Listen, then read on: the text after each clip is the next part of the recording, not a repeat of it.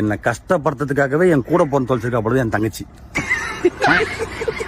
இது நாள் வரைக்கும் கல்யாணம், சீமந்தம், பிள்ளை பேரு, பிறந்தநாள் விழா, காது குத்துன்னு கொஞ்சம் கொஞ்சமா தான் சித்திரவதை பண்ணியிருந்தா. அவ வேலைக்கு போறாளாம், அவன் பிள்ளைய கொண்டு என் வீட்டுல விட்டு போயிட்டான். அண்ணன் குழந்தை படிக்கிற ஸ்கூல்லயே சேர்த்துருமா சொல்லிட்டு ஒரு பெரிய குண்டா போட்டு போயிட்டான். உன் புருஷன் கஷ்டப்படுறான்னு நினைச்சு உன் அண்ணனை அன்னிக்காரி அண்ணக்குள்ளே ஆச்சு நிமித்து வாழ் கொஞ்சமாச்சும் யோசிச்சியா நீ?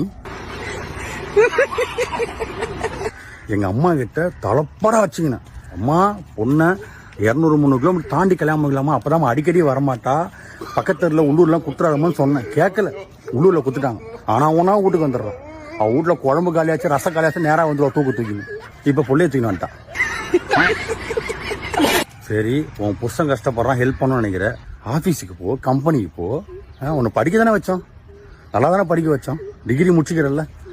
கம்பெனி ஆபீஸுக்கு போனோம்னா அதெல்லாம் முடியாது. இந்த அம்மாக்கு இந்த இன்ஃபுளுன்ஸ்லாம் வீடியோ போடுறாங்கல்ல, டேபிள் மட்டும் அக்கல்ல வச்சுன்னு லப்பர் பேண்ட் வித்தேன், கிளிப்பு வித்தேன், டே 1 டே 2 இன்னைக்கு தேங்காய் பால் வித்தேன் அப்படின்னு போடுவாங்கல்ல, அதுக்காக தான் போறாங்க. உன் மாமியார் வச்சு பாத்துக்கணும், இல்லைன்னா அம்மாவை கூட்டு வச்சு உன் பிள்ளைய பாத்துக்க சொல்லு. இது நியாயம்.